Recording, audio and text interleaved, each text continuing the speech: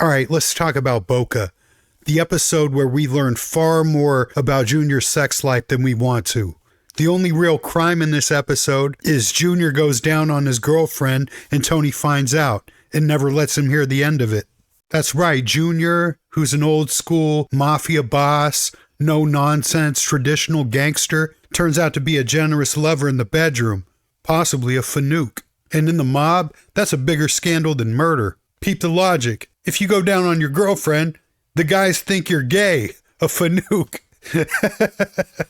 We find out about Junior's taboo bedroom habits thanks to his girlfriend Bobby, who just casually drops it in a conversation. I mean, the chick can't stop running her damn mouth. Indirectly, Bobby's big mouth led to a mob war between Tony and Junior, which ultimately led to Tony's mom betraying him, even putting a hit on him. All because of a woman. It happened in biblical times too with Samson and Delilah. Adam and Eve even. Bobby and Junior. I knew a girl named Bobby. Couldn't trust her either. So Junior, I understand. And as soon as Tony gets the information from Carmela, she heard it in a beauty shop, Tony goes hard. All the insults he's got, he's a bushman of the Kalahari.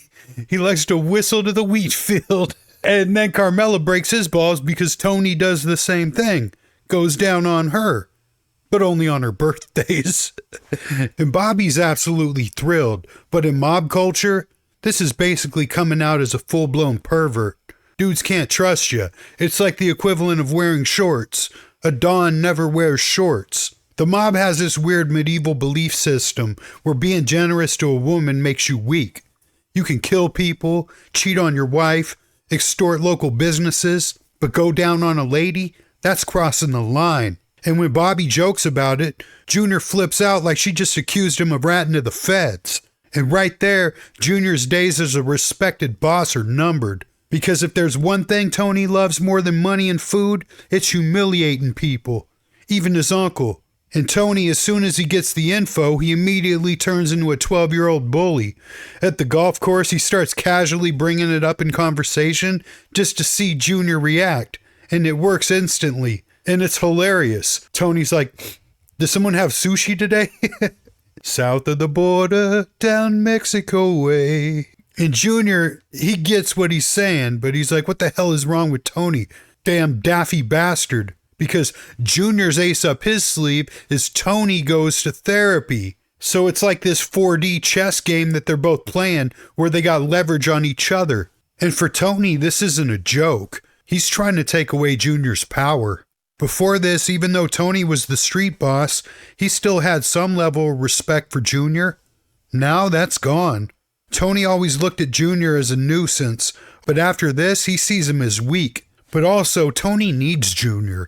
He would go to Junior a lot for strategy, which Junior was great at. However, he wasn't good at acting it out, but he was good at coming up with the strategies. Tony was more of the man of action. Junior would talk a big game, but Tony would be on the streets making it happen. Junior wasn't really a physically imposing guy. He was a bit of a pussy. So because of that, he'll never be fully respected. I could be wrong, but I believe Junior is patterned a little bit off of Paul Castellano. Paul Castellano was the boss of the Gambino crime family, who was sort of like a Nepo baby who got in because of who he was related to. But the guys on the street never really respected him. And John Gotti took him out the game, killed him in front of a steakhouse. I think the tension between Junior and Tony is similar to John Gotti and Paul Castellano. But the whole situation with Bobby and going down to Boca, I find a major plot hole in this shit. They've been going for 16 years. Why is Bobby acting so brand new, being annoying as fuck about it?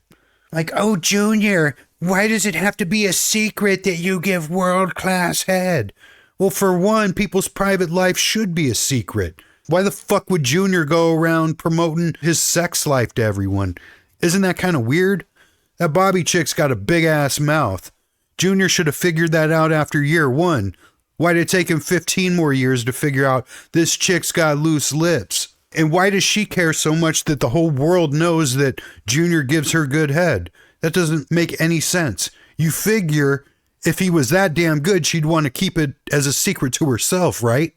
You think? But no, she's got to get on a soapbox with a goddamn megaphone, let the entire universe know that Uncle Junior's whistling to the wheat field over here, making her go insane. I mean, maybe that's what did it. Maybe Junior's just so damn good at doing his thing that she went batshit crazy. But I did find it a little funny when Junior cut it off with her, he shoved a pie in her face.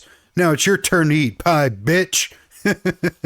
And what's up with that storyline with that pedophile coach? That shit was weird too.